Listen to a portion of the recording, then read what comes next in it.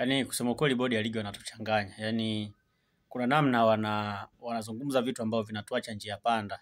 Kwa sababu yani kiongozi wa bodi ya ligi anavyozungumza kitu ambacho kinaleta mkanganyiko, maana yake hata wale watu ambao hawaelewi mchakato mzima unakuwaje nao pia wanapata mkanganyiko. Kama unakumbuka nirejee nyuma kidogo wakati Simba wametoa ile barua yao ya kutishia kuto kushiriki mchezo, bodi ya ligi ilitoa taarifa ya kuahirisha mchezo. Na baada ya bodi ya ligi kutoa taarifa ya kuahirisha mchezo, watu wengi waliamini kwamba kila kitu kitaisha pale na mechi itapangwa tarehe nyingine. Kwa bahati mbaya, Young Africans wao hawakutaka mchezo uahirishwe. Wao waliendelea kusimama na msimamo kwamba mechi ichezwe kama kawaida, kwa sababu wanaamini kwamba Simba hakuwa na sababu ya kuahirisha mchezo. Na of course Simba hakuwa na sababu ya msingi sana ya kutaka mchezo uahirishwe, lakini kwa sababu bodi ya ligi walikuja wakauahirisha mchezo, maana yake ni kwamba ile ilihalalisha taarifa ya Simba ya kugomea mchezo kuwa halali, kwa sababu tayari walionekana kuunga mkono kile ambacho Simba walikisema.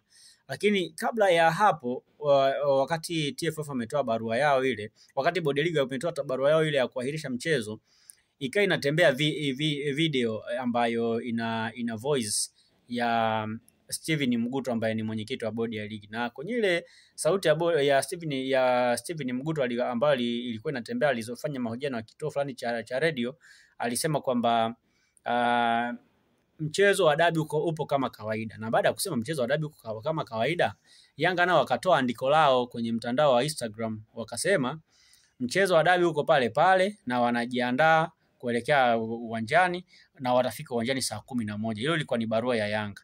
Na wakasema kabisa kwamba mwenyekiti wa bodi ya ligi kwenye andiko lao wakaliweka wakimkoti kabisa kwamba mchezo wa dabi utakuwepo kama kawaida. Na ni kweli alizungumza hivyo. Sasa haijulikani kwamba alizungumza asubuhi sana kabla ya taarifa ya kuahirisha mchezo haijatoka au ilikuwaje, lakini ukweli ni kwamba Steven Mguto kama mwenyekiti wa bodi ya ligi alizungumza kwamba mchezo utachezwa kama kawaida, lakini baadaye tukaona hilo andiko la mchezo kuahirishwa. Sasa kuna vitu vinatuchanganya.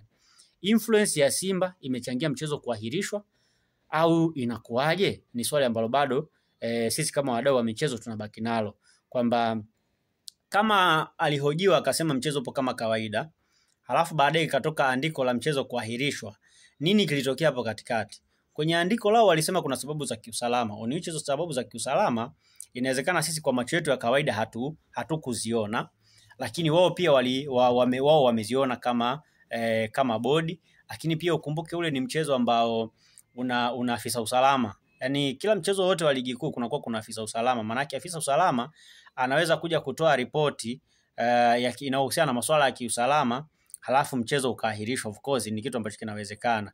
Sasa inawezekana hiyo ilipelekea kuahirishwa kwa mchezo, lakini swala la kujiuliza ni kwamba kwa kiongozi wa bodi ya ligi anavyokuja kutoa taarifa kwa umma au anavyofanya mahojiano yoyote yale ambayo yanaenda kwa umma, ni lazima ahakikishe taarifa zake ambazo anazitoa zina ukweli kwa asilimia ngapi.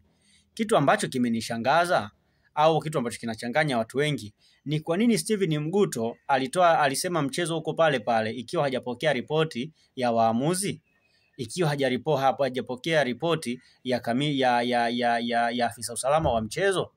Maana kama angekuwa ameshapokea ripoti za hao maafisa usalama akaja kusema kwamba mchezo umeahirishwa, watu wengi wangemuelewa, kwa sababu angeenda sambamba na kile ambacho kimeandikwa na bodi ya ligi kupitia kamati ya masaa 72.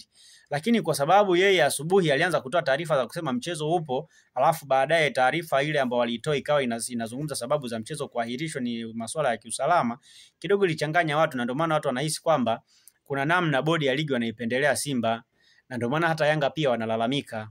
Kwa hiyo kuna namna bodi ya ligi wanatuchanganya. Lakini pia ukifuatilia pia mahojiano ambayo ameyafanya na gazeti la Mwananchi Communication, Steven Mguto anasema hivi, kuna timu imeomba tumshushe mwenzake daraja. Sasa tunamshusha daraja ili iweje?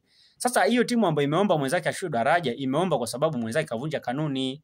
Sasa kama mwenzake kavunja kanuni, kwa nini asishushe daraja? Kwa hiyo sometimes hivi vitu vinapaswa kusimamiwa kikanuni. Sasa kwa sababu kanuni inasema anayefanya kosa anapaswa kuadhibiwa, basi aadhibiwe. Sasa kwa nini mtu anafanya kosa na asiadhibiwe?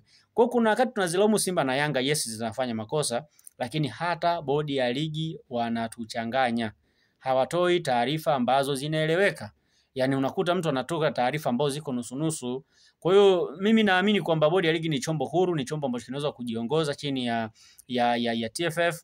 Kwa hiyo wanapaswa kukaa na kujadiliana namna ya utoaji wa taarifa, ili taarifa zisiweze kuleta mkanganyiko. Kuwepo na msemaji mmoja wa taasisi ambaye anapokea taarifa za kuisemea taasisi, lakini ya mambo ya kusema kila mwenye uwezo wa kuzungumza azungumze, kila mwenye uwezo wa kuzungumza azungumze, itakuja kuleta shida huko baadaye. Na ndio maana Simba na Yanga zinazozana, na ndio maana pia leo Yanga wanasema wanaona hawana imani na bodi kwa sababu ya namna ambavyo taarifa zinatoka zikiwa zinatofautiana. Kwa hiyo kama issue ilikuwa mechi kwa sababu za kiusalama, basi baki hivyo. Lakini mwenyekiti wa bodi ya ligi, kuna wakati na yeye kama mwenyekiti inabidi aangalie namna gani ambavyo anaweza kutoa taarifa ambazo zinawafanya watu waelewe kile ambacho anakizungumza. Kama kuna timu imeomba mwenzake ashushwe daraja, imeomba kwa sababu ya kanuni, na kama kuna timu ambayo imeomba mwenzake sio apigwe faini, imeomba kwa kanuni. Kwa hiyo kanuni zifuatwe. Aliyekosea aadhibiwe kwa mujibu wa kanuni. Tuache porojo ambazo haziwezi kutusaidia kwa chochote. Tunataka mpira wetu ukue, na mpira wetu utakuwa kwa kufuata kanuni ambazo zimewekwa. Bodi ya ligi, TFF, msimwogope mtu yoyote ambaye amevunja kanuni, basi aadhibiwe.